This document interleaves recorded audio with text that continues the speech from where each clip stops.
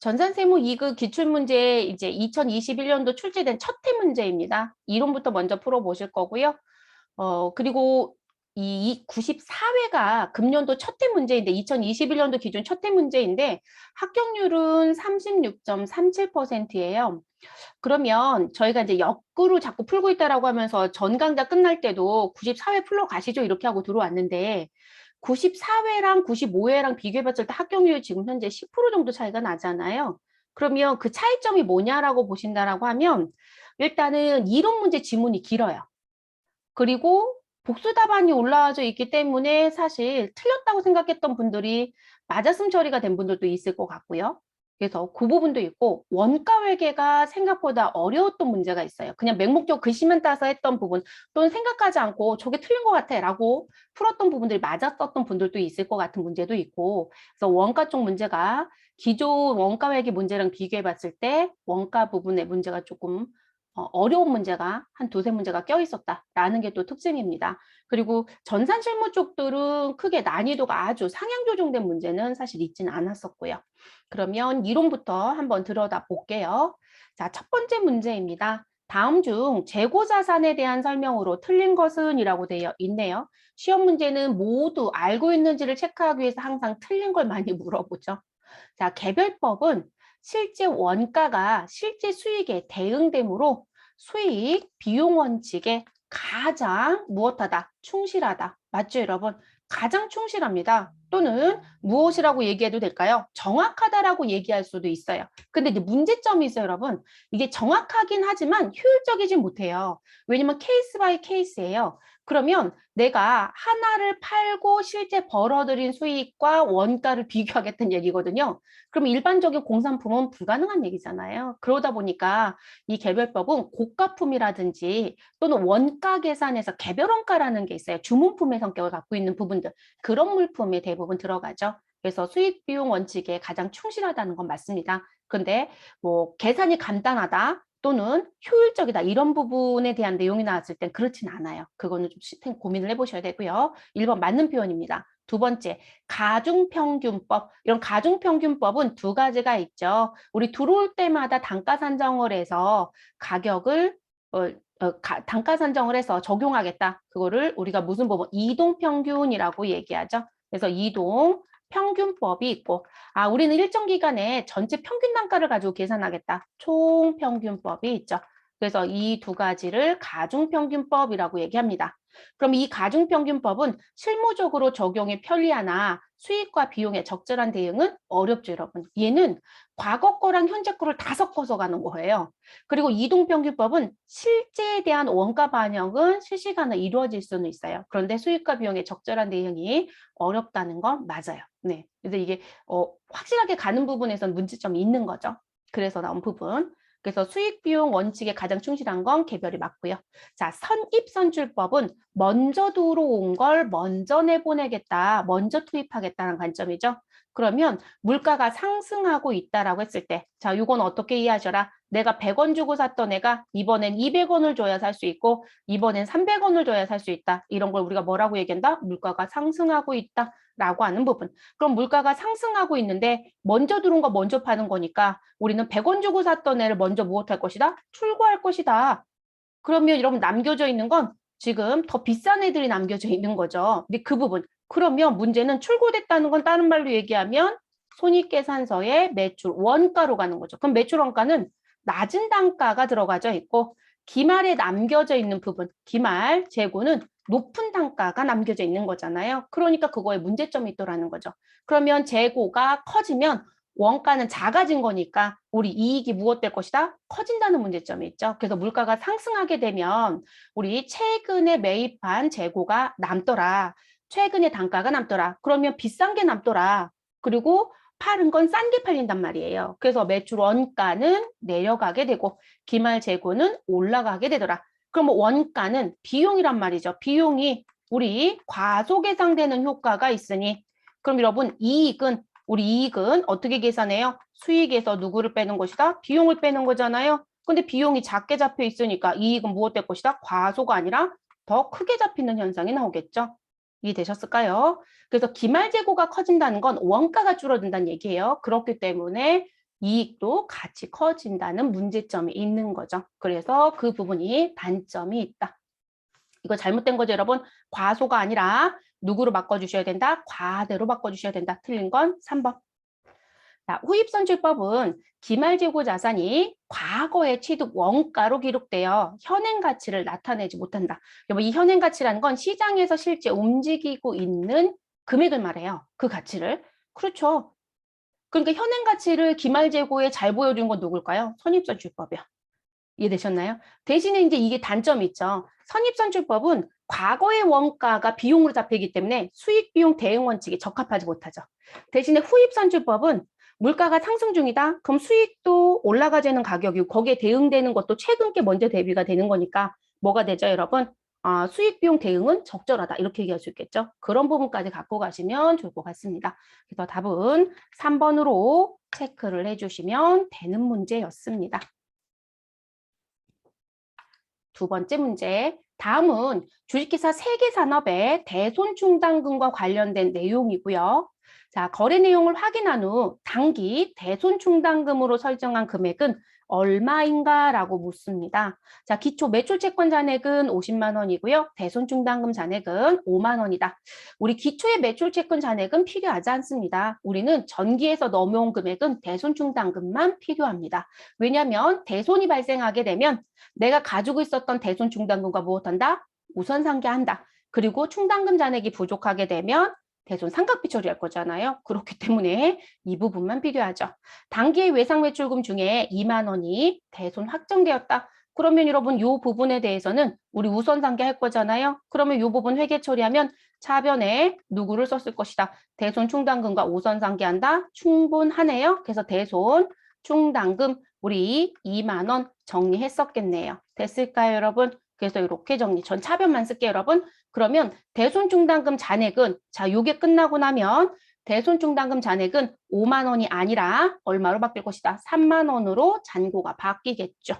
자, 그 다음 전기에 대손 처리한 매출 채권 중 3만 원이 무엇되었다? 회수되었다. 그럼 여러분 이거 회계 처리하면 우리 차변은 어차피 돈 들어온 거예요. 우리는 누가 필요하다? 대변에 누구 쓸 건데 그러면 전기 대손 처리했던 단기 대손 처리했던 내가 대손 충당금과 상계했던 대손 상각비로 처리했던 관계하지 말고 무조건 대변에 누굴 써달라? 대손 충당금을 써서 대손 충당금을 증가시켜라. 그럼 대손 충당금 3만 원을 기록했겠죠, 여러분. 됐을까요? 그러면 5만 원 중에 2만 원 가져다 썼어요? 근데 다시 3만 원이 들어왔네요? 그러면 여기 가산이 되니까 얼마가 된다? 대손 충당금 잔액은 6만 원이 되겠죠. 이렇게 바뀝니다. 자, 당기말 대손 충당금 잔액은 10만 원이다 라고 얘기를 합니다. 그러면 당기말 대손 충당금 잔액은 어디서 확인할 수 있어요, 여러분? 재무 상태표에서 확인할 수 있는 금액이죠. 그래서 재무 상태표 금액입니다. 그럼 여러분 재무상태표에 기재되어 있는 지금 대손충당금 잔액은 다른 말로 얘기하면 무슨 금액이 된다? 나 대손충당금 이만큼 필요해 라고 하는 추정액인 거죠. 그래서 이 금액은 다른 말로 얘기하면 대손충당금 추정액 또는 추산액 또는 예상액 이런 표현 쓰죠, 여러분. 그래서 그 금액을 의미합니다. 그럼 여러분 우리가 당기에 대손충당금으로 설정하겠다라고 하는 건 회계는 무슨 법으로? 보충법. 부족한 거는 채우고 넘친 건 환입하는 거잖아요. 그렇게 가야 되는 거죠. 그러면 내가 필요한 대손충당금 추정액에서 또는 추산액에서 누굴 빼시면 된다? 대손충당금 잔액을 빼시면 되는 거죠. 그게 설정액이 되는 거잖아요. 그렇죠, 여러분? 그러면 지금 추정액은 얼마이고? 우리 10만 원이고요. 대손 충당금 잔액은 얼마이다? 6만 원이죠. 그러면 얼마를 설정했다? 4만 원인 거죠. 됐어요, 여러분? 이거 계산하는 문제잖아요. 근데 문제를 풀 때 항상 확인하실 건 설정액을 물어보는지 아니면 추정액을 물어보는지 요즘에는 양방향 다르니까 두 가지를 정확하게 정리하고 가셔야 되겠죠. 그래서 넘부분. 그래서 대손 충당금 잔액은 5만 원에 2만 원을 빼고 3만 원을 내서 6만 원이 된다. 그럼 대손충당금 설정은 보충법에 의해서 하는 거니까 당기말 대손충당금 잔액 요거를 추정액 또는 추산액이라고 하는 10만 원에서 대손충당금 잔액 6만 원을 뺀 4만 원이 되는 거죠. 그래서 답은 3번이 되는 거죠. 됐을까요? 그래서 나온 부분 3번 문제. 다음 중 유형자산의 감가상각 방법에 대한 설명으로 틀린 것은 이라고 묻네요. 자, 정액법은 매년 동일한 금액만큼 가치가 감소하는 것으로 가정하고 회계 처리를 한다. 그렇죠, 여러분. 정액법의 특징이 뭐예요? 감가상각비가 매액이 동일하다, 정액이다라는 표현인 거죠. 그걸 얘기하는 부분. 그래서 지금 이 부분을 놓고 봤을 때 우리 그래프를 그려본다라면 내용 연수에 걸쳐 감가상각비는 무엇하다? 같다. 이렇게 가는 거죠, 여러분. 네, 그런 식의 형태. 자, 가속상각법 또는 체감상각법은 내용 연수 초기에는 감가상각비가 과대 계상이 되고 점차적으로 줄어드는 현상이에요, 여러분. 그래서 가속상각 또는 체감상각법이라고 합니다. 그래서 과대 계상하는 방식이다. 맞죠, 여러분? 그래서 우리가 정액법과 정률법을 비교해서 초기에 감가상각비를 과대하게 계상하고 싶다라면 무슨 방법을 써라? 정률법을 써라. 이렇게 얘기하죠. 그래서 이거 그래프를 그리면 이런 형태의 그래프가 나온다라고 얘기했었습니다. 자, 생산량 비례법은 생산량에 비례해서 가치가 감소하는 것으로 보고 회계 처리합니다. 그래서 이 부분은 그래프를 그릴 수는 없다라고 말씀을 드렸었죠. 그래서 지금 정액이나 가속상각법처럼 일정한 원칙을 정해놓고 가는 게 아니죠. 추정한 부분의 실제 생산에 대한 부분을 가지고 생각하는 거기 때문에. 자, 초기 감가상각비 크기는 정률법보다 정액법이 더 크다. 조금 전에 여러분 1번과 2번 얘기하면서 이 얘기해 드린 거죠? 우리 요거 바꿔야 되는 거죠? 초기의 감가상각비는 정액법보다 정률법이 더 크다. 이렇게 해야 되겠죠. 그래서 답은 몇 번? 4번. 3번의 형태 문제는 세무보다는 회계급수에서 자주 나왔던 패턴의 문제네요. 네, 요런 글씨를 내는 건 회계에서 많이 냈던 문제거든요. 뭐 우린 내주면 좋죠. 시험 보는 수험자 입장에서는 최대한 쉽게 나오는 게 합격할 수 있는 방법이기도 하니까요. 자, 네 번째 문제 보겠습니다. 다음 사례에 회계 처리를 할 경우 대변의 빈칸에 적절한 계정 과목은 자, 관리 부분 직원의 6월 급여 250만 원을 지급하면서 원천세 등 공제 항목 25만 원을 제외한 나머지 금액 225만 원을 보통 예금으로 지급하였다. 그럼 4번 문제는 우리 지금 세무 2급이죠. 이런 문제는 회계 2급에서나 내는 문제거든요. 왜 이런 문제를 내고 싶었었던 걸까요? 어쨌든 또 이런 문제도 나왔으면 좋겠습니다. 결론적으로 분개 물어보는 거죠. 그러면 우리 뭔가를 지급하는 관점에서 미리 징수해서 갖고 있는 돈을 말하는 거죠. 그렇죠? 그리고 일정 기간 뒤에 이거 낼 거죠, 여러분? 그러면 이런 부분을 우리가 뭐라고 부른다? 미리 징수해서 갖고 있는 돈, 예수금이죠. 그래서 예수금 대변에 25만 원 정리하고요. 나머지 금액 돈 준 거, 그리고 급여 준 거니까 차변엔 비용 발생시켜 주시면 되겠습니다. 그래서 답은 몇 번이다? 우리 1번으로 체크해 주시면 되는 거죠. 이걸 틀리실 분은 없겠죠, 여러분? 세무급수에서요. 대부분들 내가 문제를 잘못 본 건 아닌가라는 생각을 하지 않았을까 싶습니다. 자, 그 다음 문제 보겠습니다. 5번. 다음 중 판매비와 관리비 항목이 아닌 것은 자, 급여, 복료생비, 접대비, 기타의 대손상각비, 급여부터 접대비까지는 모두 다 판매비와 관리비에 해당이 되죠. 기타의 대손상각비는 기타 채권과 관련된 대손이기 때문에 이 부분은 영업 외에 비용으로 보내시면 되겠죠.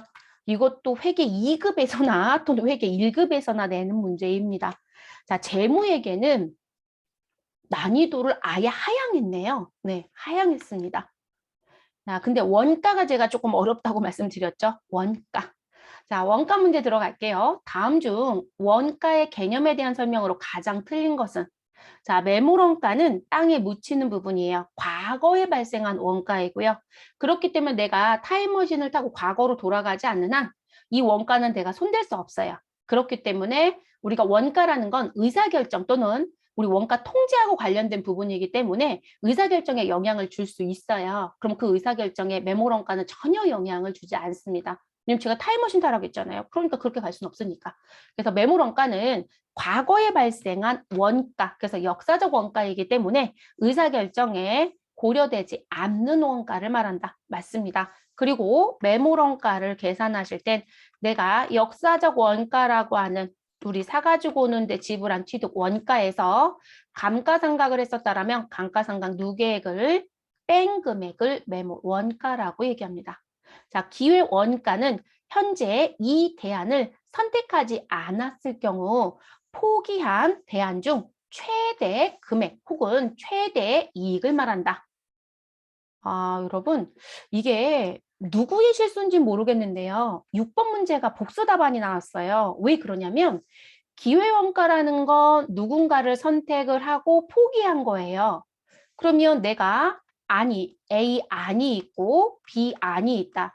회사가 설비를 쫙 바꿔버리겠대요. 그런데 A 안은 설비 부분에 개조를 좀 해서 무엇든 그럼 개조하는데 개조비가 들어가잖아요. 개조를 좀 해서 우리 사용하면 이만큼의 이익이 나고 이만큼의 생산성이 좋아진다. 이렇게 낸 거고요. B안은 아우 가지고 있었던 기계 모두 다 처분해. 그리고 우리는 신설비로 다시 쫙 깔 거야. 그러면 지금 B안은 이렇게 나오는 부분. 그래서 요거를 가지고 나는 생산성을 무엇하겠다? 높이겠다. 이렇게 얘기를 해요. 그럼 회사가 A안을 선택할 수도 있고 B안을 선택할 수도 있겠죠. 그럼 제가 A안을 선택을 하게 되면 A안을 선택하게 되면 버려진 게 B안이에요. 그러면 그 B안의 금액이 얼마냐 이 얘기거든요. 저는 안을 2개밖에 안 줬으니까. 그러니까 A안도 있고 B안도 있고 C안도 있고 D안도 있고 무슨 얘기인지 아시겠죠? 그래서 다수였다라면 그 다수 중에 최대 금액 또는 최대 이익을 찾는 거. 그게 기회원가예요. 근데 여러분 제가 선택해야 된다고 했잖아요. 근데 여기 뭐라고 되어 있어요? 선택하지 않았을 경우? 이건 또 무슨 얘기일까요? 선택을 해야만 기회원가 거론할 수 있습니다. 그래서 우리가 의사결정하실 때 우리 현재의 하나의 대안을 선택한 경우 포기한 대안 중 내가 선택하지 않은 그 대안 중 최대 또는 최대 이익을 말한다. 과거에는 요 최대자를 자꾸 작은 금액, 최소 금액 이거로 많이 냈어요. 근데 지금은 요 글씨를 놓고 앞에를 자꾸 바꾸는 문제를 내고 있어요. 근데 바꾸신 건 좋은데 잘못한 거죠. 그래서 요 부분이 잘못됐습니다. 선택하지 않았다가 아니라 선택한 경우입니다. 그래서 일단 틀린 것 2번 됐을까요? 그래서 2번이 잘못됐어요. 자, 그리고 세 번째, 고정 원가의 경우 조업도 변동에 관계없이 단위당 원가가 일정하게 발생한다. 자, 여러분, 조업도가 커지든 작아지든 단위당 원가가 일정합니다라고 하는 건 고정 원가가 아니고요. 변동 원가예요. 변동 원가. 그래서 우리가 단가를 묻는지 총원가를 묻는지 잘 보셔라. 자, 총원가를 물어본다라고 하면 조업도가 증가하면 가치 증가하고 조업도가 감소하면 가치 감소합니다. 어떻게? 비례적으로. 그래서 조업도가 0이었을 때 발생되는 총원가는 없다 해요. 이게 변동원가예요. 그런데 하나당 단가를 말하는 거잖아. 단위당 원가라는 건 단가예요. 하나당 단가. 그러면 우린 하나당 단가, 조업도가 증가하든 감소하든 관계없이 나는 10개를 생산했을 때 100이 들어갔고 20개를 생산했을 때 200이 들어갔다라는 게 변동비란 말이에요. 그래야 비례적인 거잖아요. 그러면 여러분 이거 단가 계산하면 100 나누기 10 하시면 되는 거잖아요. 그럼 10인 거죠? 그러면 내가 10개를 생산해도 10이고 20개를 생산해도 10이란 말이에요. 그러면 조업도가 증가하든 감소하든 관계없이 단위당 원가는 무엇하다? 일정해요, 여러분. 근데 이렇게 쓰면 안 되겠죠. 그래서 이게 단가를 묻는지 총원가를 묻는지 항상 질문 잘 보셔야 돼요. 지금은 단가를 물어봤습니다. 그렇기 때문에 우리 고정원가가 아니라 변동원가라고 바꿔야 됩니다. 그러면 틀린 건 몇 번이에요? 3번도 틀렸죠? 이거 실질적으로 저희가 문제 볼 때 복수 답안이 나오거나 다 맞았음이 나오면 제 입장에서는 출제자 의도 파악을 먼저 해요. 자, 출제자는 일단 답을 3번으로 내고 싶었던 것 같아요. 3번으로. 그런데 문제는 여기를 잘못한 거죠. 그러니까 문구도 출제위원들이 만들어 갖고 오는 거거든요. 그러니까 문구를 잘못 만든 것 같아요. 본인들이 실수를 하신 것 같습니다. 아니면 다른 데 거 베껴오시다가 실수한 건지 모르겠지만. 그래서 2번과 3번 복수 답안이 됐습니다. 그래서 올바르게 고쳐놓으실 것 됐을까요? 이게 기출문제를 되게 조금 빨리 푸시거나 아니면 본인이 문제 부분에 오류가 없다라고 생각하셔서 푸시게 되면 이게 이제 요즘에 이제 범람한 정보가 많다 보니까 답을 3번으로만 푸신 분도 있었나 봐요. 그렇진 않아요. 2, 3번 두 개 다 가지고 가셔야 됩니다. 2번도 틀렸어요. 그래서 이거 정리하실 거. 그리고 여러분 고정원가는요. 고정원가는 조업도 변화에 따라서 총 원가를 예고한다라고 하면 우리 조업도 여기 아래쪽에 제가 안 쓴 건 다 조업도예요. 조업도가 증가하든 조업도가 감소하든 총 원가는 변화가 없어요, 여러분. 총 원가는 불변이에요. 이게 총원가였을 때 이 얘기가 맞아요. 그래서 이 문구가 잘못됐다는 거예요. 여기 앞에를 안 고칠 거면 여기가 총원가여야 된다는 얘기예요. 이해됐을까요? 근데 이 글씨를 그대로 둔다면 여기는 변동원가로 바꿔야 된다는 거죠. 그리고 지금 고정비에 단위당 원가를 계산하면 우리 여기 이제 단가라고 쓸게요. 그럼 조업도가 증가함에 따라 단위당 원가 무엇한다? 감소해요, 여러분. 이런 식으로. 이해되셨을까요? 그래서 지금 반드시 그래프의 의미를 정확하게 보셔야 됩니다. 이게 가끔씩 막 자꾸 섞어내는 거거든요. 자, 그리고 네 번째, 특정 제품에만 투입되는 원재료의 원가는 직접 원가에 해당한다. 그래서 여러분, 직접 원가는 또는 직접비는 추적이 가능하다. 통제가 가능하다. 이렇게 얘기했었죠. 근데 간접비라고 하는 제조 간접비는 우리 추적이 불가능해요. 그러니까 특정 제품에만 쓴 게 아니라 공통적으로 쓴 공통비의 성격이에요. 그렇기 때문에 우리 추적이 불가능하고 이렇게 얘기를 하죠. 그래서 추적 불가능 원가, 그리고 통제가 불가능한 원가 이렇게 얘기도 합니다. 4번 맞는 표현입니다. 그래서 정답은 몇 번으로? 복수 답안 2번과 3번으로 체크. 자, 7번째 문제. 다음 자료를 이용하여 단기 제품 제조 원가를 구하면 얼마인가? 단기 제품 제조 원가는 계산할 수 있는 데가 두 곳이죠, 여러분. 어디에서도 계산할 수 있고 재공품 계정에서. 그럼 재공품 계정에서 계산하실 때 기초 재공품 재고액에 우리 단기 총 제조 원가를 더하고 기말 재공품 재고액을 빼면 되죠.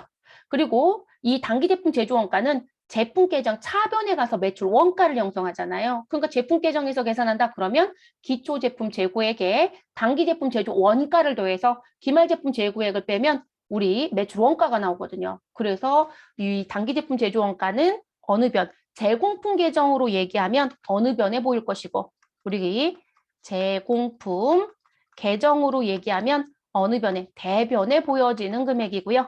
그리고 제품 계정으로 얘기하면 어느 변에? 차변에 보여지는 부분. 그래서 제품 계정 차변에 제공품이나 대변의 금액이 대체가 되는 거죠. 그렇게 가는 부분.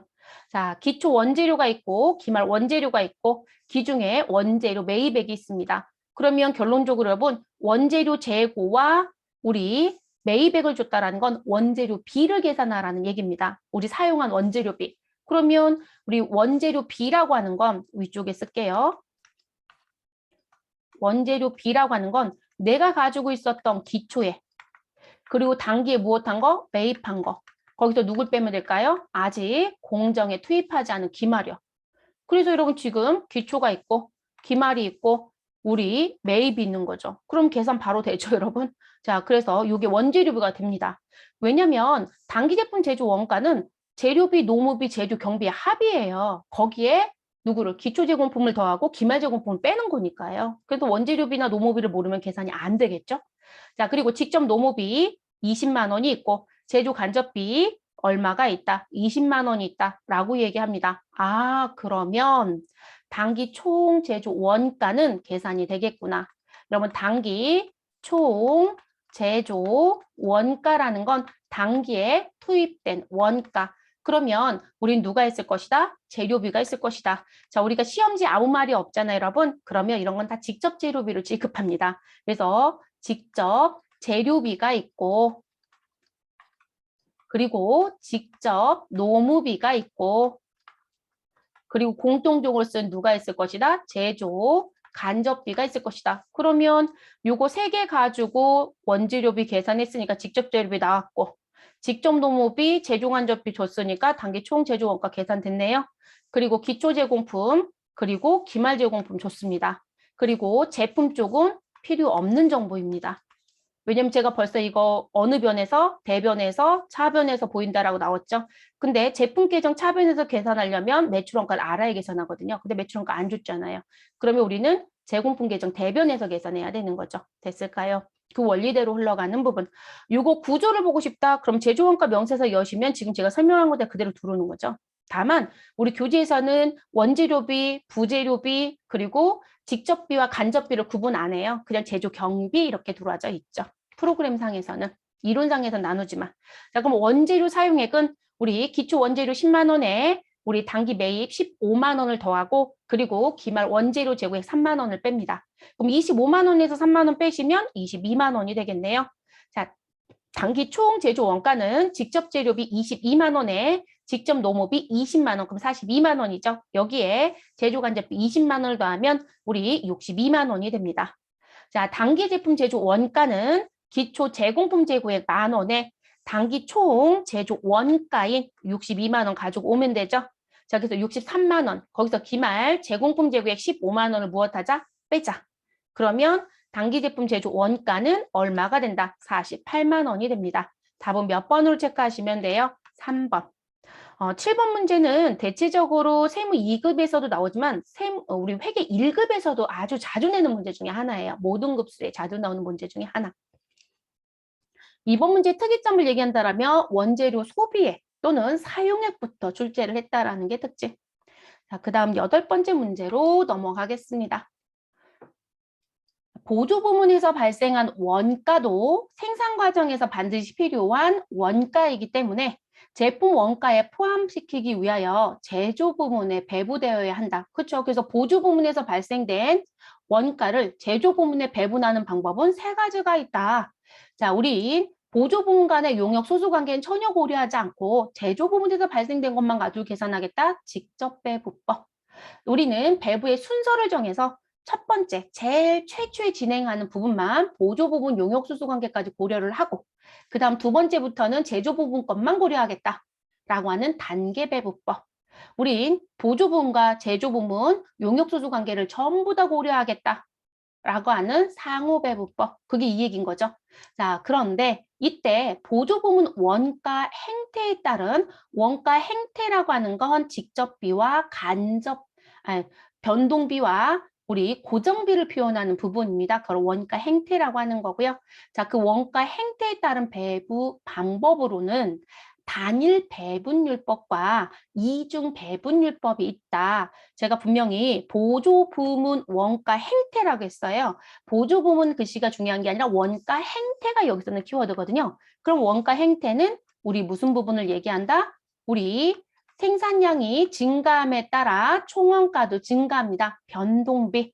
생산량이 증가하든 감소하든 관계없이 우리는 매월 이만큼의 돈은 꼭 들어가야 됩니다. 고정비. 자, 요걸 원가 행태라고 해요. 다만 변동비와 고정비가 섞여 있는 거에 따라서 우리가 무슨 뭐 2개가 섞여 있으면 혼합원가락에서 준변동비. 우리 일정 부분이 넘어가게 되면 우리 고정비가 점프하듯이 등장이 된다. 계단원가라고 얘기하는 준고정비 이렇게 있었죠. 그래서 변동비와 고정비에 따른 배분 방법을 놓고 봤을 땐 단일 배분율법과 이중 배분율법이 있다고 합니다. 자, 단일 배분율법이다라고 해서 나와져 있는 부분은 무슨 부분? 아, 변동비하고요. 변동비하고 우리 고정비에 대한 걸 무엇하지 않겠다. 구분하지 않겠다. 그냥 전체를 놓고 계산하겠다. 하나처럼 놓고 계산하겠다. 이 얘기예요. 근데 이중배부율법은 변동비와 누구를? 고정비를 구분해서 계산하겠다. 이렇게 얘기합니다. 그러니까 더 정확한 계산은 누굴까요? 여러분 하나로 묶어서 계산하면 뭉뚱그려 계산한다는 얘기예요. 쉽게 생각하면. 그럼 계산은 편리해요. 편리하죠? 그런데 정확한 원가 계산이 되지는 않아요. 왜냐하면 지금 들어보셔도 여러분 조업도에 따라서 총원가가 바뀐다는 건 생산량이 줄어들었을 땐 변동비가 영향을 받는 거고 고정비는 단위당 원가가 우리 실질적으로 더 커져요. 그러면 단가 산정 부분에 영향을 줄까요? 안 줄까요? 당연히 주지 않아요? 그러면 실제 정확한 원가 계산을 하려면 변동비와 고정비를 구분하는 게 더 정확한 거예요, 여러분. 그렇게 가야 되는 게 맞거든요. 그래서 변동비와 고정비를 무엇 하겠다? 아, 나 구분해서 갈게. 이렇게 얘기합니다. 그래서 변동비는 뭐 가지고 계산할 거고, 우리 실질적으로, 우리 뭐 실제 조업도 가지고 계산할 거고, 실제 발생된 거 가지고 계산할 거고, 고정비는 뭐 가지고 얘기할 거냐? 최대 조업도를 가지고 하겠다. 생산을 하지 않아도 얼만큼의 조업도에 따라서 이제 최적의 효과를 주는지 최대 조업도를 가지고 계산하겠다. 이런 식으로 가는 거거든요. 됐을까요? 그리고 이제 요 두 가지의 특징 중에 또 하나가 단일 배분율법은 대부분 그냥 전체를 하나로 묶어서 가는 대신에 실제 조업도밖에는 고려를 안 해요. 그러니까 최대 조업도는 아예 고려 안 해요. 근데 이중은 두 개 다 고려해서 보겠다는 거고요. 그래서 다른 점은 그런 의미가 됩니다. 자, 이랬을 때 다음 중에서 이중 배분율법의 장점으로만 짝지은 것은 이라고 합니다. 자, 원가 배분 절차가 복잡하지 않아서 비용과 시간이 절약된대요. 여러분 누가 봐도요. 제가 분명히 이게 훨씬 더 어렵다고 했죠. 근데 더 정확하긴 할 거라겠죠. 근데 얘는 그냥 묶어서 가겠다고 했잖아요. 그러면 복잡하지 않고 비용과 시간이 절약되는 건 이중이겠어요? 단일이겠어요? 누가 봐도 단일 배분율법의 특징이지 않을까요? 네. 그러면 일단 A는 들어올 수 있다, 없다? 없다. 자, 원가 부분 활동에 대한 계획과 통제에 더 유용한 정보를 제공할 수 있다. 원가 회계는 관리 회계의 특징이에요. 그렇기 때문에 우리가 원가 분석을 해서 실질적으로 원가 최적화를 시키고 싶어 하고요. 원가 개선을 가지고 올 거고 그러면 대부분 그 때문에 나아지는 게 계획과 통제 얘기가 들어옵니다. 대기업들은 주문 생산을 많이 안 하죠. 공산품은 대부분 다 계획 생산이에요, 여러분. 그러면 최적의 원가가 얼만큼인지 알겠죠. 그러면 한 노트당 얼마를 들어가야 원가가 최적으로 나올 수 있는지 다 계산하고 투입해요. 그러니까 그런 걸 계획과 통제라고 합니다. 그러면 이 변동비하고 고정비가 어디가 최적화인지를 알아야 되지 않을까요? 그래서 이 계획과 통제에 더 유용한 정보를 제공할 수 있는 건 누가 봐도 이중배분율법입니다. 이중. 요건 이중만 쓸게요, 이제. 이중배분율법. 그러면 이중배분율법 장점만 찾아가겠습니까? B. 자, 원가 발생액과 원가 대상 사이에 인과관계가 더 밀접해질 수 있다. 그렇죠. 변동비, 고정비, 인과관계 다 따져봐야 되는데 아예 구분 안 한다고 했잖아요. 그러면 실질적으로 조업도에 따라서 변동비는 총원가가 바뀌고 이건 조업도 관계없이 동일하다. 근데 단위당 원가를 고민해봐야 된다고 했잖아요. 그렇기 때문에 인과관계 따져보신 게 맞아요. 그래서 C도 이중배분율법의 장점으로 보는 게 맞습니다. 자, D. 배분 과정에서 발생할 수 있는 불공정성이 감소하기 때문에 더 공정한 성과 평가가 이루어질 수 있다. 지금 변동비, 고정비에 따라서 실제 고려할 부분들 얘기할 때 제가 분명히 고정비는 손익분기점이라는 거 들어본 적 있을 거예요, 여러분. 저희 반 이제 성인반이시니까. 그럼 손익분기라는 건 내가 얼마만큼 팔아야 손해가 안 나는지에 대한 부분이에요. 그 손익분기점 계산할 때 가장 많이 고려하는 게 고정비예요. 왜냐면 변동비는 내가 팔면 팔수록 밀가루가 더 많이 들어가야 된다. 이런 얘기거든요. 내가 국수를 뽑아서 팔고 있다? 그럼 국수를 많이 팔면 밀가루도 더 많은 소비가 이루어지지 않을까요? 근데 월세라는 건 아니죠. 월세라는 건 적게 팔면 내가 하나당 단가에 들어가는 단위당 고정비가 커져요. 그러면 그거만큼 내가 다 마이너스로 작용이 되는 거거든요. 그러면 그걸 고려해서 손익분기점을 계산해야 되겠죠. 그러니까 지금 이 D도 고민해봐야 되는 부분 중에 하나겠죠. 그러니까 제가 이제 이해를 돕기 위해서 손익분기점으로 말씀을 드렸지만 실질적으로 회사가 이 고민을 안 할 수는 없다는 거죠. 그래서 D도 무슨 부분? 이중배분율법의 장점이에요, 여러분. D도. 근데 이런 패턴의 문제는 현재 전산세무에서 어떤 급수도 낸 적이 없어요, 여러분. 그래서 8번 문제의 패턴은 제가 볼 때는 관리회계를 조금 강화시켜서 나오는 시험이 있어요. 그래서 3일회계법인에서 진행하고 있는 뭐 재무관리, 지금 재경관리사, 뭐 회계관리 이런 자격증 시험이 있는데 회계관리는 원가가 안 들어가니까 의미가 없고요. 그리고 이 재경관리라고 하는 그 자격증 같은 경우에는 이 원가 관리회계가 들어가요. 그러니까 그쪽에 있는 패턴의 문제를 베껴오지 않았나 싶어요. 또는 운용사라고 하는 급수에서 좀 베껴오지 않았나 싶긴 합니다. 왜냐면 세무 쪽에서는 이런 문제를 잘 내고 있지를 않습니다. 관리회계를 강하게 낼 수가 없어요. 시험 자체가. 그래서 냈던 부분. 그러니까 문제가 뭐 올바르지 않은 문제다 이런 게 아니고요. 패턴은 처음 보는 패턴입니다. 또 낼지는 의문입니다. 그래서 지금 나와져 있는 부분 일단 A는 어디에 단일배부율법과 관련된 특징이고요. 그리고 B, C, D는 이중배부율법에 관련된 특징으로 장점이다 라고 보시면 되겠습니다. 됐을까요, 여러분? 그래서 피용과 시간이 이중배부율법은 전략될 수가 없어요. 복잡해요. 네, 계산이 쉽지 않습니다. 인과관계 다 고려해야 되고요. 그래서 3번으로 체크해 주시면 되겠습니다. 됐을까요? 그 다음 9번째. 자, 원가 계산에 개별 제품 또는 작업별로 원가를 집계하여 제품 원가를 계산하는 방법을 말한다. 그러니까 개별 원가 계산은 여러분 케이스 바이 케이스예요. 건건이 계산하겠다. 그래서 작업지 시서 건건이 계산하는 원가 계산표를 계산하는 건데요. 자, 그런 개별 원가 계산과 관련된 설명으로 가장 틀린 것은 이 문제가 여러분 개별 원가 계산과 종합 원가 계산의 비교 문제를 내요. 개별 원가 계산은 주문품이라든지 또는 고가품 또는 제작품들. 그러니까 우리가 다리를 하나 건설한다. 그러면 다리가 다 동일하지 않아요. 그렇죠? 그러면 그거는 원가 계산을 따로따로 하더라는 거죠. 그게 개별 원가의 특징이고요. 근데 종합 원가는 그냥 여러분이나 제가 공산품 사서 쓰는 거. 그런 게 종합 원가 계산이에요. 그러니까 대량 생산이 가능한 제품들. 일반적으로 우리가 마트에 가서 사서 쓰는 건 개별 원가가 아니라 종합 원가예요. 그리고 개별 원가는 대부분 우리 왜 주문품으로 쓰는 부분들이 있죠. 네. 그리고 프로젝트 하나 진행되면 끝나는 원가들 그런 부분들이 대부분 개별 원가라고 보시면 되겠습니다. 그럼 그거와 관련된 특징으로 아니 설명으로 가장 틀린 거 찾아달라고 하네요. 그래서 그 두 가지 비교 문제로 보시면 돼요. 자, 일반적으로 제품 생산 단위당 원가가 낮다. 자, 그리고 다품종 소량 생산 방식이나 주문 제작하는 경우에 적합하다. 자, 그리고 우리 개별 제품별로 원가를 계산하기 때문에 개별 제품별 원가 계산과 손익 분석이 용이하다. 그렇죠. 케이스 바이 케이스라고 말씀을 드렸으니까. 자, 그리고 그 다음 다른 원가 계산에 비해 상대적으로 정확한 원가 계산이 이루어진다. 여러분 지금 1번부터 4번까지 지금 모두 다 읽어드렸는데요. 답은 1번이죠, 여러분. 자, 제가 분명히 다리를 건조한다거나 이렇게 얘기했어요. 또는 선박에 수주를 해서 선박을 건조한다거나 이런 식이거든요. 그러면 단가가 낮을 수가 없죠, 여러분. 그래서 이 개별 원가는 대체적으로 가격대가 조금 높아요, 여러분. 공산품은 가격대가 낮지만 됐을까요? 그래서 답은 1번이 됩니다. 1번. 그래서 2번, 3번, 4번은 개별 원가 계산의 특징이고요. 그리고 1번은 우리 종합 원가 계산의 내용으로 봐주시면 되겠습니다. 9번 문제 패턴이요. 특이한 게 지금 저희가 2021년도 기출문제 5회분을 풀잖아요. 근데 5회분을 푸는데 이 패턴 문제가 많이 보이지 않았네요. 좀 나올 수 있는 소지가 좀 있겠죠. 네.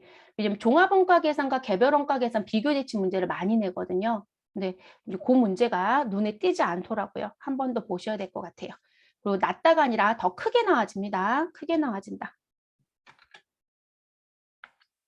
자, 10번 문제. 이 문제 5출제 문제예요. 그리고 시중에 이곳 답안이 이상하게 돌아다니는 게 되게 많대요. 저희 그 다른 쪽 루트로 저한테 물어보신 분이 있어요. 네, 근데 봤더니 답안 해석이 좀 잘못됐던 것 같아요. 그리고 출제자도 본인이 5출제한 줄 모르셨던 것 같아요. 네, 잘못된 문제이고. 그리고 시중에 이 10번 문제가 나온 적 없다 이렇게 얘기하신 게 있는데 아니요. 이 10번 문제 여러분 냈던 문제예요. 그런데 진짜 오랜만에 나온 것 같아요. 제 기억엔 정말로 몇 년 만에 나온 것 같습니다. 몇 년 만에. 오랜만에 나온 것 같아요. 한 3, 4년 만에 나온 것 같은데요. 자, 주식회사 3개는 공송품 중 품질 검사를 통과한 정상품의 10%만을 정상공손으로 간주하고 나머지는 비정상공손으로 간주한다. 다음 설명 중 틀린 것은? 이라고 묻습니다. 자, 알아두셔야 되는 부분 여러분. 우리가 일반적으로 생산이 이루어지게 되면 우리 뭐가 있을 수 있다? 공손품이라는 게 나올 수 있어요. 이 공손품을 다른 말로 얘기하면 불량이에요. 불량. 자, 불량품이 있다. 그럼 여러분 불량인지 불량이 아닌지, 그러니까 양품인지 아니면 불량품 또는 공손품인지를 하려면 품질 검사를 해야 되지 않아요, 여러분? 그쵸? 그러면 그 품질 검사를 언제 했느냐라는 것도 보셔야 되겠죠? 그래서 품질 검사를 통과한 부분에 대해선 우리 정상품의 10%만 정상공손 보고 나머지 90%는 비정상공손을 보겠다 이 얘기예요. 그래서 이 공손품 얘기가 나오려면 당연히 품질 검사를 해야 되고요. 근데 이 품질 검사를 우리 언제 하느냐? 품질 검사 시점이 있을 거예요.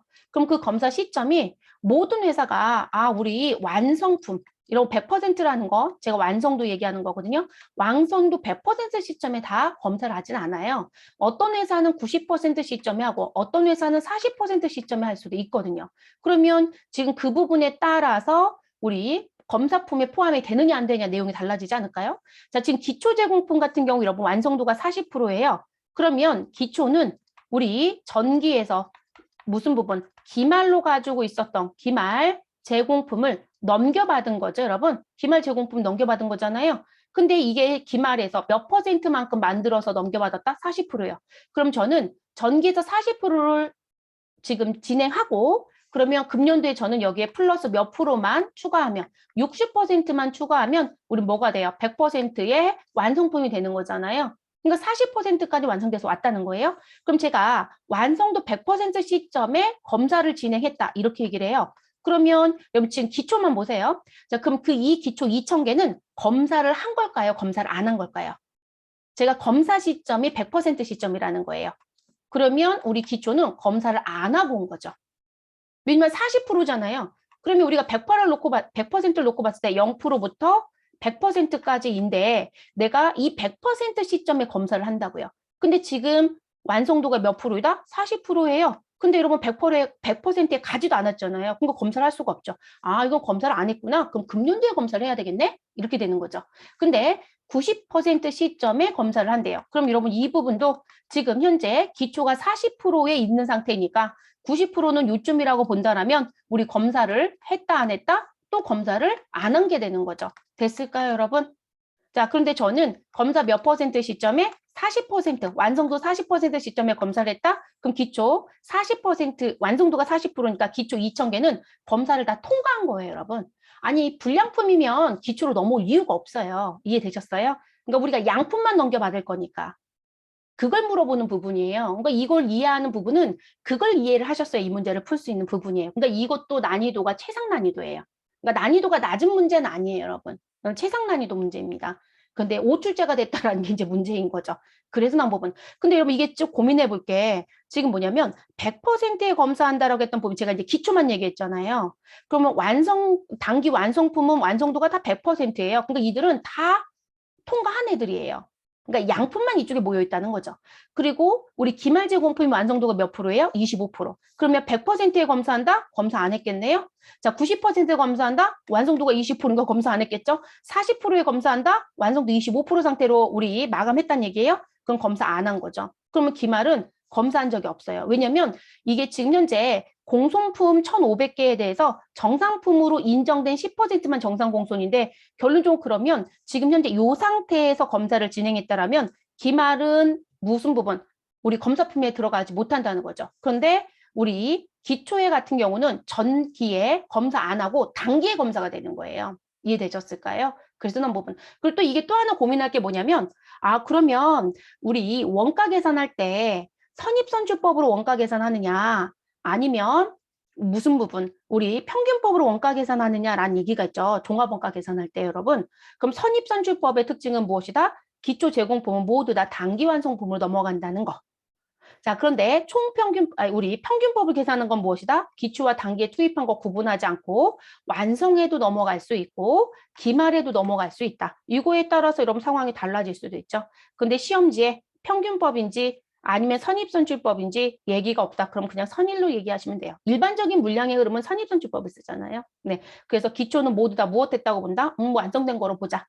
그럼 기말에 남겨져 있는 건 누구이다? 단기에 투입한 8,000개 중에 2,500개가 미완성 상태다. 이렇게 보시면 됩니다. 그래서 그런 것도 다 영향을 주는 부분이에요. 됐을까요? 그래서 나온 부분. 그러면 이제 지금 고얘기에 대한 부분이고요. 1번부터 4번까지 나와져 있는 설명에 대한 내용을 보고 틀린 것을 찾아달라고 얘기합니다. 자, 기초 제공품은 2,000개이고 전기에서 완성이 40%가 된 상태로 넘겨받았다. 그래서 금년도에 몇 프로? 60%를 투입해서 100%가 된다. 단기에 투입 8,000개를 했고요. 그래서 생산 가능 수량은 우리 10,000개입니다. 그중에 단기에 완성한 건 우리 6,000개가 있고, 그리고 기말에 미완성으로 남겨져 있는 건 2,500개. 두 개 더하면 8,500밖에 안 되거든요. 그러면 10,000개에서 1,500개는 무엇이다? 아, 불량으로 나와져 있는 단기 공손품이 1,500개가 있다. 이렇게 나왔다는 거죠. 됐을까요? 그리고 기말 제공품의 완성도는 25% 상태입니다. 그러면 보기 1번부터 순차적으로 볼게요. 자, 1번 내용을 봤더니 뭐라고 얘기한다? 품질 검사를 공정의 몇 퍼센트 시점에 60% 시점에 한다고 가정했을 경우 정상 공손품은 600개이다 라고 얘기합니다. 그럼 여러분 지금 무슨 부분? 자, 기초는 전기에서 완성을 몇 프로만 해서 가지고 왔다? 40%만 해가지고 왔습니다. 그러면 40%만 해가지고 왔으니 자, 전기 그래프를 그려볼게요. 전기 그러면 0%, 그리고 요 자리가 40%, 그리고 요 자리가 100%이다. 그러면 전기에 요 40% 상태로 넘겨받았죠. 그러면 제가 단기에 뒤에 있는 60%는 무엇해야 되는 거예요? 60% 부분은 우리가 추가해야 되는 거죠, 여러분. 그러니까 기초는 전기에는 검사를 안 한 거예요. 전기에는 미검사입니다. 그리고 단기에 몇 퍼센트, 60% 시점인 요 시점에 검사를 하겠죠. 그러면 기초 2,000개는 검사품에 포함을 시켜줘야 되는 부분이겠죠. 그래서 포함을 시켜주는 부분이고요. 됐을까요? 그리고 특별한 얘기가 없으면 이 기초 제공품은 그대로 단기 완성품으로 그대로 넣어 들어가면 된다는 거죠. 됐을까요, 여러분? 그래서 단기 완성된 것으로 넣어 주셔라. 자, 그리고 기말 같은 경우에 기말은 완성도가 몇 프로이다? 25%예요, 여러분. 그러면 지금 검사를 지금 현재 보시면 검사를 60% 시점에 했다라고 얘기하니까요. 그러면 기말은 지금 25%예요. 25%면 60%에 못 간 거죠, 여러분. 그쵸? 그러면 못 갔으니까 여러분 지금 이 2,500개는 우리가 정상품의 10%만큼을 무엇하겠다, 정상공소 보겠다라고 하는 이 정상품에 기말 제공품 2,500개를 포함하느냐? 포함하면 안 되죠. 검사를 60%에, 이게 단기 그래프란 말이에요. 60%의 검사를 하는데 지금 25%는 아직 못 간 상태잖아요. 그러니까 2,500개는 포함하면 안 돼요. 그래서 미포함을 시켜주셔야 되고. 됐을까요? 그리고 이 무슨 부분, 여기 2,000개라고 하는 이 기초는 단기에 완성된 거 부분에 그대로 넘어갔다고 봐줘도 된다. 그리고 여기서 60%를 추가하기 때문에 금년도 검사품에 얘가 들어간 거로 보라는 얘기예요. 만약에 여러분, 저는 검사를 60%가 아니라 30% 시점에 했어요. 그러면 여러분 이 완성된 40% 부분이 있다라고 하면 얘는 금년도에 검사 진행 안 해요. 벌써 검사를 끝내고 왔잖아요. 이해되시나요? 그러면 금년도 부분에 저는 그거를 빼고 계산해야 되거든요. 근데 그것도 다 고민을 해야 되는 문제예요. 근데 난이도가 최상 문제였던 거죠. 그래서 나온 부분입니다. 그래서 기초는 안 들어간다. 그래서 지금 현재 우리 10,000개 중에 불량품 1,500개 빼면 그럼 결론적으로 8,500개가 남는 거잖아요. 그럼 그 8,500개 중에 미완성 2,500개는 완성도가 25%니까 금년도 검사에는 진행이 안 됐다는 거예요. 이해됐을까요? 그래서 6,000개, 단기 완성품 6,000개에 몇 프로? 10% 계산하면 600개인 거죠. 그래서 답 1번은 올바른 표현이 됩니다. 됐을까요? 그렇게 계산하는 부분이고요. 그러니까 이거 그냥 무조건 곱하기 10% 하시면 안 되는 문제예요. 완성도를 다 보셔야 되는 문제였던 거예요. 그러니까 대부분들 이거 어떻게 생각하셨냐면 아, 완성도가 40%이고 얘 60%의 검사니까 얘는 안 들어간다고 생각을 하시더라고요. 아니요. 이게 들어가야 되는 거예요. 네, 금년도 검사를 할 거라서 들어갑니다. 자, 그래서 1번은 맞는 표현입니다. 그 다음 두 번째 부분. 자, 품질 검사를 공정의 20% 시점에 한다고 가정하였을 경우 우리 정상 공손품은 850개이다. 자, 그럼 여러분, 자, 우리 기초 제공품이라고 해서 넘겨받은 자, 완성도 몇 프로? 40%. 그럼 여러분, 전년도 거를 볼게요. 자, 전년도 0% 시점이 있고 그리고 지금 현재 40%까지 완성이 됐다. 이 회사는 검사를 언제 한다? 20% 시점에 검사를 한대요. 이때 검사를 한대요. 그럼 여러분 지금 기초로 넘겨받은 전년도에는 이게 기말일 거예요. 그쵸? 그러면 그럼 저도 기말로 쓸까요? 전년도 기말 40%까지 완성된 기말 제공품은 다 검사를 통과한 걸까요? 검사를 통과 안 한 걸까요? 통과한 양품이에요. 그러면 지금 이 2,000개는 우리 단기 완성품에 들어가는 건 맞지만 이 완성품 6,000개에서 검사를 다시 진행하진 않는다고요. 그러면 이 6,000개 중에 2,000개는 벌써 양품으로 넘겨받은 거니까 금년도에 검사를 진행하는 건 몇 개만 진행했을 것이다. 단기에 투입한 8,000개가 완성품으로 넘겨간 4,000개만 검사를 하는 거예요. 그래서 2,000개를 뺐어야 되는 거예요. 이해되셨을까요? 2,000개를 뺐어야 되는 부분. 근데 출제자가 2,000개를 빼야 된다는 생각을 못 했더라고요.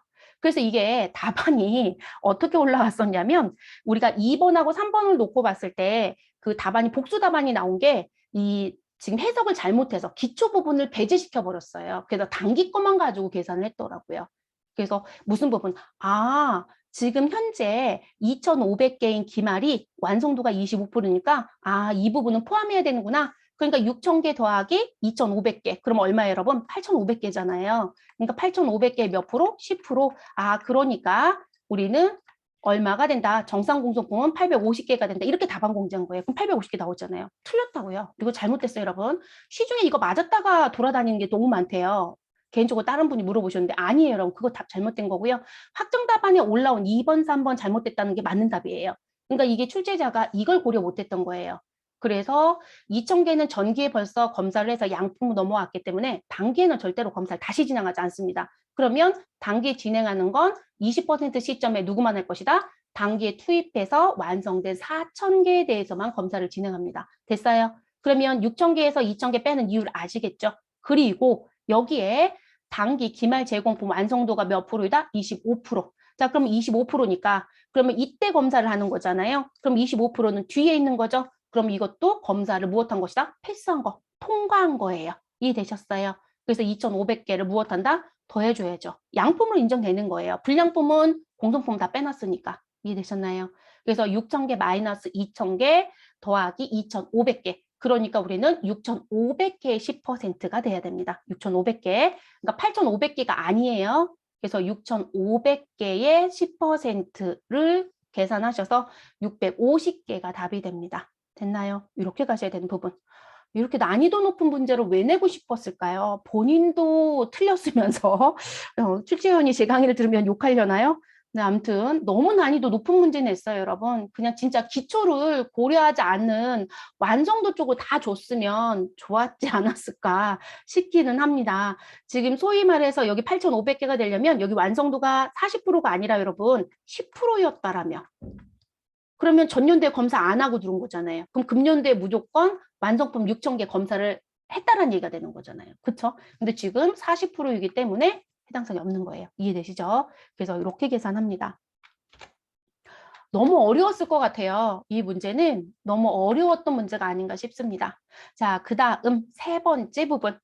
자, 품질 검사를 공정의 60% 시점에서 한다고 가정했을 때, 여러분, 우리 아까 60% 시점에서 한다라고 가정했을 때요. 정상 공손이 몇 개였었어요, 여러분?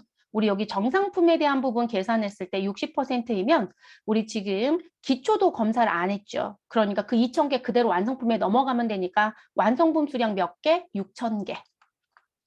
그쵸? 그래서 그 6,000개 부분에 우리 10%를 계산하면 되는 거였죠.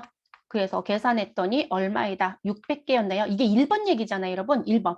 그래서 1번 보기에 품질검사는 우리 품질검사를 공정에 60%에 한다라고 했을 때 정상 공소품 600개이다. 그게 이렇게 계산되는 거죠. 왜냐면 기말 제공품은 검사를 못했을 거니까요. 그쵸? 아직 검사 단계 안 됐죠. 25%밖에 진행이 안 됐으니까. 그래서 요거였어요. 그러면 정상품은 이렇게 됐다라면 나머지는 몇 프로? 90%가 비정상 공손이잖아요. 그러면 이 90% 부분에 대한 건 우리 아까 전체 공손품의 수량이 몇 개였다? 1,500개였죠, 여러분? 그럼 1,500개에서 우리 90%에 해당되는 부분은 여기 600개를 무엇해 주시면 돼요? 빼면 되는 거죠. 네, 그래서 지금 1,500개에서 600개를 빼면 얼마가 된다? 900개가 되겠죠. 그래서 900개가 비정상 공손이 됩니다. 됐을까요? 그래서 나오는 부분. 자, 그러면 이제 이렇게 나오는 부분입니다. 그래서 이것도 이제 같이 기억해 주시고. 자, 그래서 이제 그렇게 정리가 되고, 그리고 나서 이제 문제는 이거예요. 그러면 지금 그 부분을 놓고 봤을 때, 이 정상공손 원가라는 부분, 우리가 이게 정상품으로 놓고 봤을 때 원가가 얼마이고, 그리고 기말로 남겨줘야 되는 기말 제공품 원가가 얼마이고, 그리고 공송품으로 넘어가야 되는 원가가 얼마인지를 배분해야 되잖아요. 그러니까 차변에 있는 건 지금 우리가 수량으로만 보지만 그게 금액으로 환산이 됐을 거잖아요. 그럼 그 금액 중에 완성품 원가는 얼마이고, 공송품 원가는 얼마이고, 기말 제공품 원가는 얼마냐? 이런 얘기를 할 거란 말이에요. 그럼 그 원가 배분을 했을 때 지금 이 정상품이라고 하는 부분의 600개인 정상공소는 무엇으로 가야 된다? 이 부분은 원가로 가요, 여러분. 원가. 자, 결론을 낸다라면 최종적으로 물건이 팔렸다. 그러면 이 원가는 무슨 원가? 손익계산서의 매출 원가로 가거든요. 그리고 매출 원가에 가려면 일단 어디에 먼저 들어가야 될까요? 제조 원가에 일단 먼저 들어가야 되겠죠. 그래서 제조 원가에 갑니다. 그럼 이 제조 원가가 어느 쪽에 가야 되는지 배분을 해줘야 되잖아요. 그걸 지금 물어보는 문제가 3번이에요. 그리고 비정상공순 원가는 제조 원가로 못 들어가요, 여러분. 그러면 비정상공순 원가도 투입된 원가인데 그럼 얘는 어떻게 해요? 라고 이 900개에 대한 원가는 그럼 이 900개에 대한 원가는 손익계산서에 영업과 관련이 없다라고 하는 영업의 비용으로 처리하는 거로 알아두시면 되겠습니다. 됐을까요? 자, 그럼 이제 여기 3번 요건 볼게요. 자, 품질 검사를 공정의 60% 시점에서 한다고 가정하였을 경우 정상 공순 원가는 당기 완성품 원가와 기말 제공품 원가에 각각 배부하여야 한다. 근데 여러분 제가 이거 계산하면서 6,000개 다시 끄집어냈어요. 그러면 기말에 있었던 부분은 못 들어온다고 얘기했단 말이에요. 자, 왜냐면 기말 제공품의 완성도는 몇 %였고요? 25%였고요. 검사는 몇 퍼센트 시점에 했다? 60% 시점에 했어요. 그러면 지금 이 두 개를 비교하라는 얘기거든요. 그러면 지금 현재 그 내용을 놓고 봤을 때 여러분 저는 일단 이렇게 다 쓸게요. 그럼 여러분 지금 우리 조건은 어디에 속해요? 검사 시점이 기말 제공품 완성도보다 더 큰 거죠. 자, 그러면 기말 제공품은 검사를 통과했다고요, 안 했다고요? 안 했어요, 여러분. 그래서 제가 아까 그래프 그리면서 기초를 포함하네, 기말을 포함하지 않네, 또는 반대 얘기를 했잖아요. 그 얘기거든요. 자, 통과하지 않았기 때문에 우리는 완성품 수량 몇 개만 가지고 6,000개만 가지고 무엇하였다? 계산했다. 그리고 기초도 공교롭게 40% 상태로 넘겨받았기 때문에 이 6,000개 포함됐던 거죠. 됐을까요? 그러면 지금 기말 제공품은 정상품에 포함한다 안 한다? 포함 안 해요, 여러분. 그런데 정상품에 포함하지 않는데 단기 완성품 원가와 기말 제공품 원가에 각각 배부해요? 말도 안 되는 얘기인 거죠. 이게 각각 배부하려면 정상품으로 인정되는 범위인 6,000개에 들어와야 되는 거거든요. 들어오지 않기 때문에 무슨 부분? 아, 단기 완성품 원가 6,000개에 대해서만 원가 배분하고 끝나는 거예요. 이해되셨어요? 그렇게 갑니다. 그 600개에 대한 원가 배분은 완성품에만 간다. 그런데 위에 지금 이 얘기가 나오려면 저는 완성도를 우리 나와제는 본 부분이 아니고 딴 거로 바꿔볼게요. 자, 기말 제공품의 완성도가 70%이고요. 검사 시점은 60% 시점했다. 그러면 기말 제공품의 완성도가 70%이니까 기말 제공품도 검사를 무엇했다고 본다? 통과했다고 본다. 그렇죠? 우리 그게 몇 번 예제 부분이랑 비교해 보시면 될까요? 자, 지금 현재 3번은 요 아래쪽이잖아요. 25% 그리고 검사 시점은 60%. 그러니까 단기 완성품 원가에만 배부를 하고 끝내라. 이 얘기예요. 근데 완성품 원가, 기말 제공품 원가에 각각 배부한다. 라는 얘기가 들어오는 부분을 본다면 두 번째, 우리 품질 검사 몇 프로 해야겠다? 20% 시점 해야겠다. 자, 기말 제공품 완성도 몇 프로이다? 25%였잖아요. 그럼 완성도가 더 크죠, 여러분? 그럼 기말 제공품은 검사를 무엇했다? 통과했다. 그러면 우리 기말 제공품도 정상품에 포함이 되죠.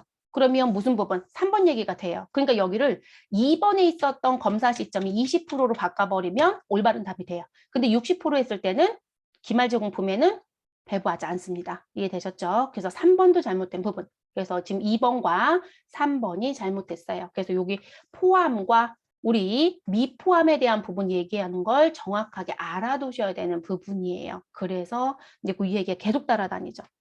그리고 완성도는 조건에 따라 계속 바뀌는 거기 때문에요. 외울 수는 없어요. 요건을 이해하셔야 돼요. 완성도하고 검사 시점을 두 개를 놓고 비교를 하셔야 돼요. 그래서 나오는 부분이고요. 그리고 여러분 요거 나왔던 부분에 요거 설명드릴게요. 요 두 가지 얘기는 원래 또 자주 나왔던 문제예요. 이번은 최상위 문제까지 다 거론해서 더 어려웠던 거고요. 그래서 요건 기존부터 원래 자주 나왔던 부분의 내용입니다. 자, 그 다음 10번 문제 네 번째. 자, 비정상 공순 원가는 품질 검사 시점과 상관없이 제조 원가에 반영되어서는 안 된다. 그래서 제가 아까 비정상 공손 90%. 그러니까 여기 공송품의 우리 공송품 1,500개에 대해서 우리 정상품의 10%만 인정하고 나머지는 제가 그냥 요거 비교할 때 100%의 관점 설명하려고 90이라고 얘기한 것 뿐이에요, 여러분. 어느 걸 가지고 90이라고 얘기할 수는 없어요. 그래서 이제 그 부분에 대한 비정상 공소는 제조원가에 못 들어간다고 했죠. 얘는 제조원가에 모였다가 어디로? 매출 원가의 최종 종착지예요. 근데 이 부분은 영업의 비용으로 보내야 된다고 말씀을 드렸죠. 네, 그래서 그 내용입니다. 그러니까 요 문제 나올 때는 잘 푸시더라고요. 정상 공소는 제조 원가에 반영한다. 그리고 그 제조 원가는요, 제품으로 직접 보내는 게 아니고 여러분 제조 간접비로 모였다가 넘어가요. 제조 간접비에 모였다가 우리 제공품으로 갔다가 그 제공품이 완성품으로 배부가 돼서 판매가 되면 제품 매출 원가로 대체가 되는 거예요. 그런 패턴으로 넘어가는 거고요. 그리고 비정상 공소는 아예 처음부터 영업의 비용으로 처리하고 끝내버립니다. 됐을까요? 그래서 넘버번, 그래서 4번은 맞는 표현입니다.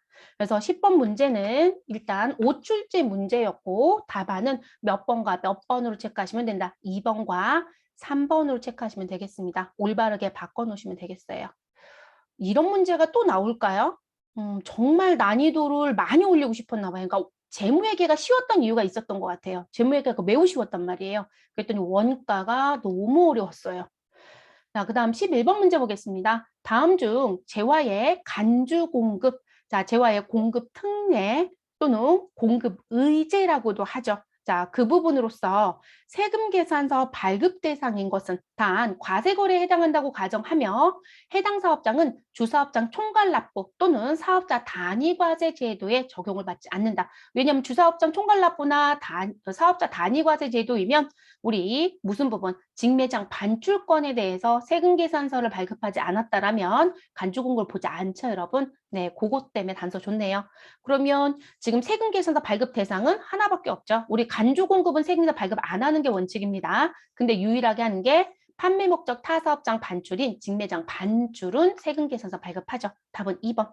이것도 뭐 난이도 낮은 문제입니다. 자, 12번째. 다음 중 일반 과세자와 간이 과세자 비교 설명으로 틀린 것은 자, 일반 과세자의 과세 표준은 무슨 금액이다? 공급 가액. 그쵸, 여러분? 부가가치세를 포함하지 않은 금액. 근데 간이 과세자의 과세 표준은 부가가치세가 포함되어 있는 공급 대가입니다. 자, 일반 과세자는 매입세액이 매출세액보다 클 경우 환급세액이 발생할 수 있죠. 그래서 이 환급은 일반 환급이라는 제도가 있고 조기 환급이라는 제도가 있다. 이렇게 배웠습니다. 자, 간이 과세자는 공제세액이 매출세액보다 클 경우 환급세액이 발생할 수도 있다. 어떠한 경우도 없습니다. 그래서 간이 과세자는 내야 되는 부가가치세가 워낙에 작기 때문에요. 우리 공제세액이 매출세액보다 크다 하더라도 환급세액은 발생할 수 있다가 아니라 없다에 어떠한 경우에도 있을 수 없어요. 없다. 그래서 답은 몇 번이 된다? 4번. 13번째 문제. 다음은 부가가치세법상 영세율에 대한 설명이고요. 가장 틀린 것은 자, 영세율 제도는 소비지국 국가에서 과세하도록 함으로써 국제적인 이중 과세를 방지하고자 하기 위한 제도이다. 그렇죠, 여러분? 소비지국 과세 원칙이죠. 맞는 얘기. 자, 국외에서 공급하는 용역에 대해서는 영세율을 적용하지 아니한다. 답은 틀린 거 찾아달래요. 2번이네요, 여러분. 우리 국외에서 공급하는 용역에 대해서는 영세율을 적용한다이죠. 네, 적용한다. 대표적인 게 뭐라고 말씀드렸어요? 해외 건설 용역이 가장 대표적인 부분. 자, 세 번째. 비거주자나 외국법인에 대해서는 영세율을 적용하지 아니함을 원칙으로 하되 무슨 부분? 상호주의에 따라 영세율을 적용한다. 아, 우리나라에서 밖으로 나가는 거 그 나라에서도 영세를 적용해서 그 나라에서 소비지구 과세 원칙을 하고 있다. 그럼 우리나라에 들어오는 것도 무엇 하겠다? 그렇게 해줄게. 그게 상호주의라고 했었죠, 여러분? 네, 그래서 맞는 얘기고요. 자, 국내 거래에도 영세 적용 대상이 될 수 있다. 그렇죠, 여러분? 그래서 국내 거래 영세 대상의 가장 대표적인 게 내국, 신용장 거래 또는 구매, 확인서에 의한 거래. 그리고 우리 무슨 부분? 직수출자와의 우리 인가공 계약에 의한 부분 등등등. 그래서 이게 가장 대표적이죠. 시험에서 가장 많이 내는 문구만 지금 써드린 거예요. 그 다음 문제로 넘어가 보시죠. 14번. 자, 사업소득의 총수익 금액에 대한 설명이고요. 가장 틀린 거 참 열심히 내죠. 총수익 금액에 포함하는 거, 포함하지 않는 거. 필요 경비에 포함하는 거, 포함하지 않는 거. 자, 틀린 거 찾아달라고 했습니다. 환입된 물품의 가액과 매출 애누리는 해당 과세 기간에 총수익 금액에 산입하지 않는다. 그쵸, 여러분? 매출 애누리, 그리고 매출과 관련된 환입, 그리고 매출 할인. 그 부분은 회계이든 부가가치세든 소득세든 법인세든 다 똑같아요, 여러분. 그래서 수익금액에 산입하지 않습니다. 맞고요. 부가가치세 매출세액은 우리 무엇으로 처리해, 여러분? 부채 계정인 부가세 예수금 처리할 거죠, 여러분? 자, 그래서 그 부가세 예수금의 매출세액은 해당 과세 기간에 소득금액을 계산할 때 총수익금액에 산입하지 아니한다. 여러분, 총수익금액에 산입한다는 얘기는 내가 수익으로 회계 처리한다 이런 얘기예요. 제가 분명히 이거 써드리면서 뭐라 그랬어요? 부채로 처리하세요라고 말씀드렸잖아요. 그러니까 들어가면 안 되는 거죠. 맞죠? 자, 세 번째, 관세, 환급금 등 필요 경비에 지출된 세액이 환급되거나 환입된 경우에는 그 금액은 총수익 금액에 이를 산입한다. 우리 나갔던 거 들어왔다는 얘기인 거예요. 그러니까 필요 경비로 인정됐던 부분이 들어오면 우리는 수익 금액을 보는 게 맞겠죠. 그러니까 마이너스 처리했던 비용이 돈이 들어오면서 내가 수익 처리해서 이 얘기랑 똑같은 얘기거든요. 네, 당연한 얘기인 거고요. 자, 거래 상대방으로부터 받은 장려금, 기타 이와 유사한 성질의 금액은 총수익 금액에 이를 산입하지 아니한다. 여러분, 이게 거래 상대방으로부터 받은 장려금은요. 우리 무슨 부분이라면 거래 상대방이 누구였을까요? 사업과 관련된 거래처겠죠. 그래서 사업과 관련된 장려금은 총수익 금액에 무엇하는 게 맞다? 받을 때는 산입하고요. 줄 때는 필요경비를 보는 거예요. 그러니까 산입하지 아니한다가 아니라 산입한다가 맞는 거죠. 산입한다가.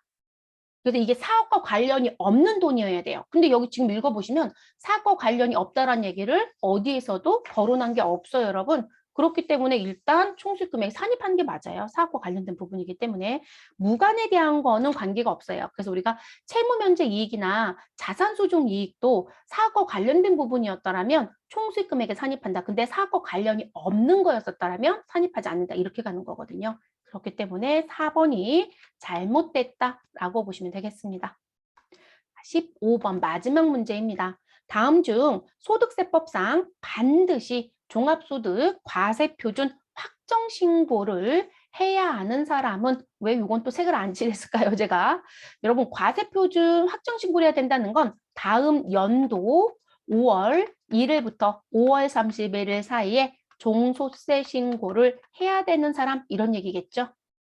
그러면 우리 분리과세되는 부분은 들어올 이유가 없죠. 또는 연말정산 소득으로 모든 게 끝나는 것도 들어올 필요가 없죠. 그럼 1번 퇴직소득 금액 6천만 원과 양도소득 금액 5천만 원이 있는 자. 퇴직소득과 양도소득은 여러분 무슨 소득으로 얘기하죠? 분류과세되는 소득이에요. 그럼 분류과세되는 소득은 각각 신고하면 끝이에요.